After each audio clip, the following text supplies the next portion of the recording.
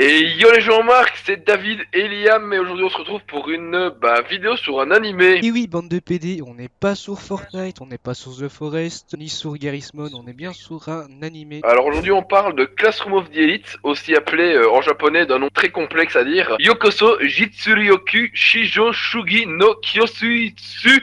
Et Ou alors, plus facile, hein, on peut l'abréger en Jujitsu, ou alors Jushitsu. Ça, ah ça, oui, tu connais, hein, Jean-Marc. Alors, Classroom of the Elite est une animation adaptée par le studio Lerche, qui ont fait notamment Assassination Classroom ou alors Kuzubankai pour ceux qui connaissent. Il est sorti le je 12 connais juillet pas. 2017 et comprend un total de 12 épisodes. Il est possible de le visionner sur Otaku FR, donc c'est mon site d'animé favori vu qu'il y a quand même pas mal de choix. Les sorties se font régulièrement en plus, surtout pour les nouveaux animes. Crunchyroll, ça c'est pas pour moi parce que j'ai pas de compte et que je suis pauvre. Pour ceux qui Et sont un que peu nous on n'est riches. pas riches, voilà. Voilà. Exactement, hein, si tu as l'argent de papa et maman, bah va sur Crunchyroll parce que au moins là tu les as tous. Alors, c'est un animé de type seinen, psychologie et comédie. L'anime, ça parle d'un prestigieux lycée qui s'appelle Kudo Ikuse. Donc, celui-ci regroupe des élèves qui ressortent tous diplômés, donc c'est vraiment super bien. Il y a un peu de romance, mais très peu, elle n'est pas très présente. Pour les amateurs de romance, tant pis, vous n'allez pas trouver l'amour. Vous verrez bien, bon, il y en a un petit peu, hein, mais c'est léger. Donc si toi, petit Jean-Marc ou Thierry, tu t'attends à voir un couple à la fin de l'animé, eh ben non. Alors, il faut aussi savoir que dans l'animé, tous les élèves n'ont plus de filière parentale, donc ils sont envoyés là-bas tout seuls.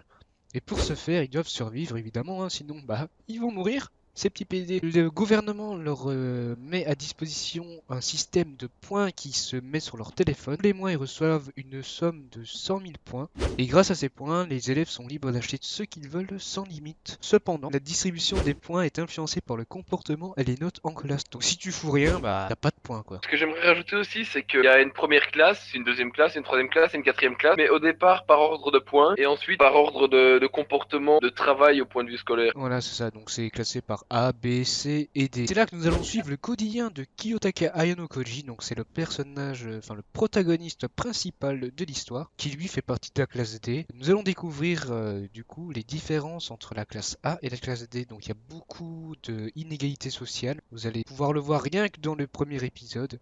Cependant, le personnage principal n'a pas voulu aller dans la classe D, il a juste s'en est battu un peu les couilles de l'examen de présentation.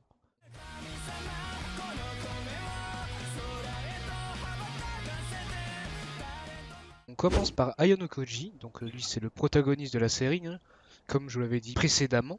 Un garçon qui n'a pas beaucoup de motivation, rien que pour se présenter devant tous les autres. Et quand c'est à son tour, il se dit ah est-ce que je vais faire la carte du comique ou alors la carte du mec sérieux. Et tout ce qu'il va dire au final c'est bonjour je m'appelle Ayano Koji. Bref, il s'est bien auto-niqué dès le début, Ah quoi. oui, il voulait se faire bien voir, au final c'est une grosse merde. Ça fait passer un gros manque de confiance en soi, mais bon, ça peut être son talent, on va dire. Ensuite, parlons de Suzune Orihita, qui est une élève assez distante et qui n'est pas très forte au niveau des contacts humains. D'ailleurs, elle en veut même pas du tout, elle veut pas se faire d'amis. Pour elle, la solitude, c'est son meilleur ami.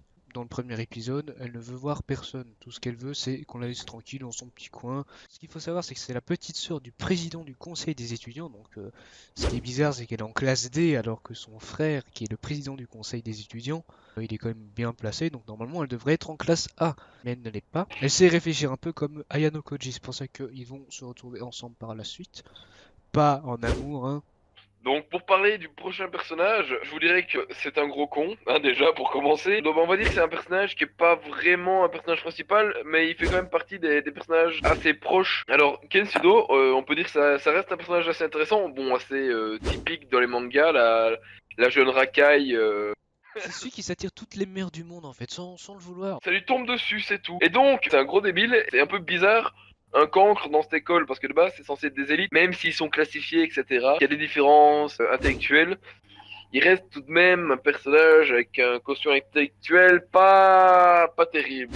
Donc je vais vous parler du prochain personnage, bon c'est le dernier personnage qu'on fera ici, c'est Kikyo Kushida. Bah écoutez, c'est elle qui est là pour tout le monde, à tout moment, mais qui, tu vois, il y a un petit truc qui est pas normal, quoi, tu te dis, ça va pas, quoi, ça semble faux, et ça c'est un personnage que je trouve super intéressant, parce qu'au final, on connaît tous un peu quelqu'un comme ça, et d'ailleurs, en général, les personnages de ce manga ont tous un vécu et un truc assez personnel, bien à eux, quoi, et qui permettent de s'accrocher à certains personnages plus qu'à d'autres. Voilà, en fait, c'est ce qui rend un peu l'anime dynamique et on s'ennuie pas en fait.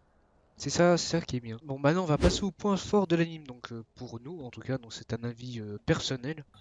L'anime n'est pas forcément original, mais bon, c'est un peu dans le genre de Psychopass ou Shin Moneta pour ceux qui ont vu, celle avec le slip sur la tête là. La société est différente. C'est pas une société juste et imaginaire. Il y a des trucs qui se passent, quoi, tu vois, Voilà, c'est pas c'est passif en fait. Cependant, le scénario est vraiment très bon, le chara design est vraiment bien. Chaque fin d'épisode nous donne envie de voir le prochain. Parce que moi, je sais pas vous, moi j'avais vu quand il sortait toutes les semaines. surtout qu'en plus, enfin, les personnages, rien à faire, je t'ai déjà dit, mais les personnages sont super accrochants. Ils ont un développement très complet qui fait qu'on s'y attache, quoi, rien à faire. Et tu te dis, putain, quoi, lui, il va lui arriver quelque chose, mais quoi, putain, qu'est-ce qui va se passer? Et là, il Bon, coupe. après. Là, il coupe Et là, au prochain et puis là, épisode. tu coupes. Exactement. Moi, un point que j'ai beaucoup aimé dans les classes, il y a vraiment différents types. Donc ça, j'ai déjà dit, c'est graduel, quoi. Mais on peut vraiment analyser une différence de comportement de chaque classe. Donc, par exemple, dans la plupart des classes, il y a un chef et on peut voir vraiment, c'est comme une démocratie, quoi. C'est vraiment droit. Tout est carré, tout est droit, quoi. Et la classe D et la classe plus ou moins la classe C, c'est des classes déjà, c'est un peu plus fourbe. C'est pas l'anarchie non plus, quoi. Il y a un truc. Il y a un truc qui va C'est un peu pas et tu le sens. les maillons faibles, tu vois. Ouais, voilà, tu ressens les maillons faibles et il y a une personne qui essaie de se ressortir un petit peu plus du lot, mais c'est très différent, quoi. C'est pas anarchique, mais c'est comme si on faisait un état sans chef, quoi. Rien à faire. Voilà. Il faut toujours un chef. Vous allez voir que ça devient un peu archaïque, on peut dire. Ensuite, bon, bah, ça on l'avait dit tout à l'heure, bah, chaque personnage a une personnalité bien propre à lui-même et souvent elle est cachée, tout le monde est différent et on a envie de savoir ce qu'il y a derrière ce personnage. On sait pas. Et ça, on aimerait bien un peu plus savoir, mais c'est ça qui rend l'anime vraiment, qui donne envie de le voir et surtout la saison 2. Je me permets de rebondir justement là-dessus pour en parler justement du manque d'informations, etc. On va parler directement des points négatifs du manga en fait, de l'animé, comme vous le désirez. Les personnages sont très bien développés, mais il manque des informations parfois. Et ça, c'est causé par, à mon ressenti, un début un peu lent et un peu de fin de service aussi, parce qu'il y a 2 épisodes qui sont assez inutiles dans l'histoire. Ouais, donc les 2 épisodes de fin de service, bon bah ils servent vraiment à rien, quoi. Ils s'amusent dans l'eau. De ça, ce que j'allais expliquer du coup, c'est que du début un peu lent, on passe à un rythme d'un coup sur une cassure. Ce que je trouve quand même assez dommage, parce qu'on partait vraiment sur une histoire avec beaucoup de développement, etc. Et la cassure, ça peut Ouais. déranger les gens, surtout qu'en plus, le fan service, bah, parfois c'est un peu dérangeant. Un autre point faible, je dirais, de l'animé, c'est qu'au début, c'est vraiment très court. Le héros, on a l'impression qu'il est dans un battage de couilles puissance 1000, quoi. On dirait qu'en fait, il en a rien à foutre de la merde qu'il fait aux autres. Il est ni méchant ni gentil en fait. Tout au long de l'histoire, on sait pas vraiment si c'est un antagoniste ou un protagoniste. On sait pas vraiment où il en est le personnage. Bah, je conseille ce manga. Il sort un petit peu du lot de tous les autres School Life. Bon, il y en a eu des pas mal. Là, comme ça, je pense à Hajime Nogal,